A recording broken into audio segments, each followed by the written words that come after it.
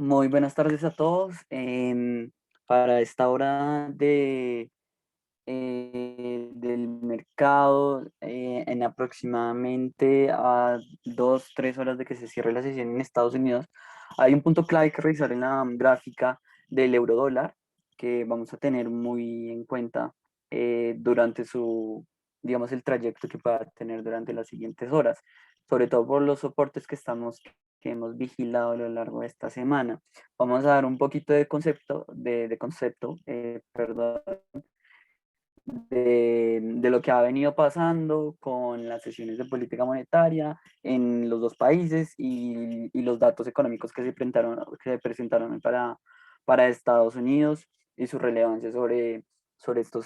esta gráfica que nos puede abrir una oportunidad de inversión en el corto plazo y sobre todo el día de mañana. Recordemos que esta mañana les mencionaba que se hicieron unas reuniones en cuanto al Banco Central Europeo, donde la posición fue muy neutra, digamos que ponderando y diciendo básicamente que no se tenían en cuenta un posible cambio en su política monetaria, es decir, vamos a seguir el Banco Central Europeo con la posición de compra de activos financieros, inyectando en el mismo nivel una liquidez estable para la zona europea. Por otra parte, tampoco se tiene pensado muchísimo menos que hubieran generado modificaciones en su política monetaria, específicamente su tasa de intervención.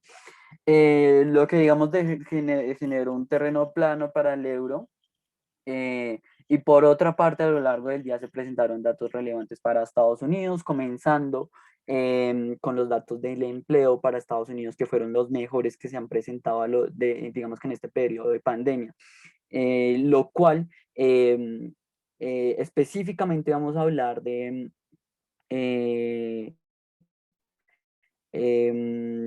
de las nuevas peticiones de subsidio por desempleo, los cuales se situaron en 547.000 peticiones contra lo previsto de 617 contra un dato anterior de 586. Unas menores previsiones de subsidios o peticiones de subsidios de desempleo nos habla de una economía que, como hemos visto a lo largo de los meses, se ha venido recuperando en tasas y digamos que con una rapidez muy, inclusive mayor a la del mercado. Sin embargo, también tuvimos datos negativos, es decir, que en realidad los datos para Estados Unidos presentaron un terreno mixto, es decir, datos buenos y datos positivos. Específicamente les voy a hablar de las ventas de viviendas de segunda mano, que también tiene una relevancia específicamente para el mes de marzo. Estamos hablando que se tuvo un actual de 6 millones contra un previsto del mercado de 6,19 millones y contra el anterior de 6,24, una reducción importante que preocupó en lo personal,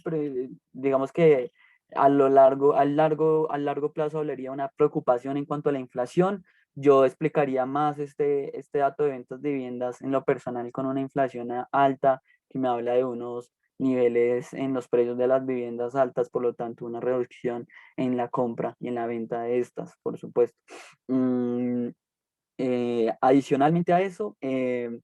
Estados Unidos, digamos que no presentó datos positivos, es decir, si se dan cuenta, tenemos el euro en una zona muy estable en cuanto a su política monetaria y sobre todo ponderando lo que ha venido pasando con las restricciones en la movilidad, sobre todo por preocupaciones de un nuevo rebrote para la zona europea, para el coronavirus, que es lo que ellos no quieren ponderar esa, la salud de sus personas, y por otro lado Estados Unidos estuvo presentando datos positivos. ¿Cómo impactó esto en los mercados? En la zona euro, digamos que no teníamos mayores argumentos para seguir apreciando el euro. Sin embargo, el dólar tampoco se vio afectado por sus resultados en terrenos mixtos. Lo que realmente le dio valor al mercado, al dólar americano, fueron todo el movimiento de los índices accionarios en Estados Unidos. Hasta ahora el S&P 500 se presenta con una variación negativa del 0,45, el Nasdaq con una variación negativa del 0,36, el Dow Jones con una variación negativa del 0,61. Estamos hablando de que las bolsas en general están presentando terreno negativo, pese a los resultados corporativos que se han presentado, que en general han sido positivos para determinadas compañías. Entonces, eh, podríamos hablar de una disminución en cuanto a los índices accionarios en todo lo que tiene que ver con renta variable, y eso se ha ido trasladando por supuesto, al dólar como, recordemos, moneda de refugio. Ahora también, más allá de esto,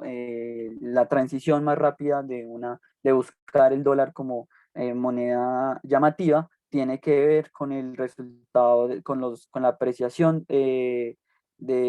los rendimientos de los bonos de Estados Unidos. Hasta ahora tienen una leve caída del 0,54. Sin embargo, hoy sí tuvimos apreciación, específicamente en horas de la mañana, donde se tocó el techo de 1,58, la apreciación de la rentabilidad de los bonos del Tesoro americano, mientras que comenzaba en cercano a los 1,54, llegamos a los niveles de 1,58 y ahorita estamos en 1,55, es decir, digamos que una estabilización de estos rendimientos de los bonos. Más allá de eso, me gustaría hacer un análisis en cuanto a las gráficas, como se los mencionaba, estamos en un túnel en el corto plazo, estábamos en un túnel que fácilmente se puede identificar que está al alza y se identificó un canal que está limitado, si ven en mi pantalla, por estas dos, por las líneas rojas, que marcan niveles de soporte y resistencia. A esta hora y con las apreciaciones que ha tenido el dólar, no solo contra el euro, sino contra el resto de monedas importantes, expresado en el índice de XY, podemos ver una caída relevante del euro, y estamos aquí ya marcando lo que se llamaría dos techos para el nivel de 1200, de 1280 para el euro.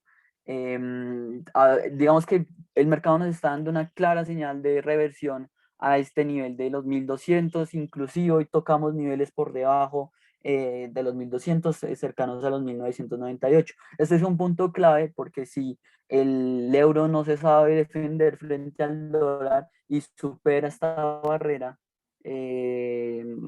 la barrera que marqué con las líneas rojas, o ese canal, si se llega a tener digamos que un nivel del euro dólar por debajo de estos dos, de este canal, podríamos tener argumentos suficientes para estar pensando en unas caídas inclusive a cuotas más bajas de 1948. Entonces estaremos pendientes de lo que pase con este indicador, que por supuesto ya nos ha dado señales de que esta barrera de 1200 es muy débil,